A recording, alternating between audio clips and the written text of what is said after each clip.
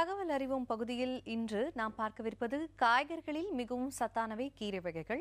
இந்த கீரைகளில் உள்ள வியத்தகு சத்துகள் குறித்து இப்போது பார்க்கலாம். 1 கிலோ முளைக்கீரையில் 70 கிலோ வாழைப்பழத்திற்கு நிகரான வைட்டமின் ஏ சத்து உள்ளது. 1 கிலோ அகத்துக்கீரையில் உள்ள சுண்ணாம்பு சத்தை பெற 113 கிலோ ஆப்பிள்களை சாப்பிட வேண்டும். 1 கிலோ அரைக்கீரையில் சுமார் 32 கிலோ அன்னாசி பழத்திற்கு நிகரான சத்து நிறைந்துள்ளது. இதேபோல் 100 கிராம் முருங்கைக்கீரையில் சுண்ணாம்பு சத்து, மணிச்சத்து, மாக்னீசிய சத்து, சாம்பல் சத்து உள்ளிட்டவை நிறைந்து காணப்படுகின்றன.